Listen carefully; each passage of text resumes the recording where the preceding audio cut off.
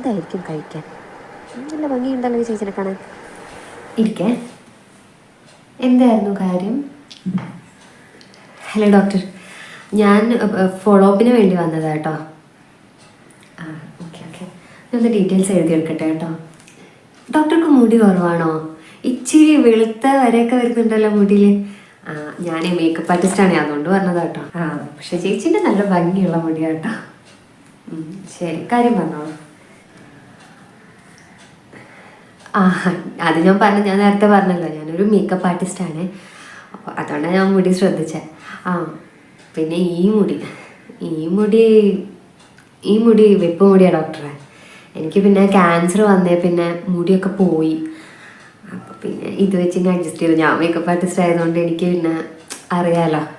Okay, sorry. എന്തായിരുന്നു കാര്യം, ഒന്ന് ഡീറ്റെയിൽ ആയിട്ട് പറയാമോ? ആ അത് കുഴപ്പമില്ല ഡോക്ടറെ. പണ്ടുണ്ടല്ലോ എനിക്ക് നല്ല മുട്ടോളം മുടിയൊക്കെ ഉണ്ടായിരുന്നു, നല്ല കറുകറുത്ത മുടി. എല്ലാവരും കണ്ണു വെക്കുന്ന ഒരു ടൈപ്പ് മുടിയായിരുന്നു എൻ്റെ. ഞാനതിനെ ഇങ്ങനെ പൊന്നുപോലെ നോക്കി നടക്കുമായിരുന്നു. പിന്നെ മറ്റേ ഹെൽത്ത് ഇഷ്യൂസും പിന്നെ ക്യാൻസർ വന്നതോടെ അതിൻ്റെ ട്രീറ്റ്മെൻറ്റിൻ്റെ ഭാഗമായിട്ടൊക്കെ പിന്നെ മുടി കട്ട് ചെയ്യേണ്ട വന്നു എനിക്ക്. പിന്നെ എനിക്ക് ആകെ 32 വയസ്സേ ഉള്ളൂ. പക്ഷേ ലാസ്റ്റ് 2 വർഷമായിട്ട് കുറച്ച് ബുദ്ധിമുട്ടായിരുന്നു എൻ്റെ ലൈഫിൽ.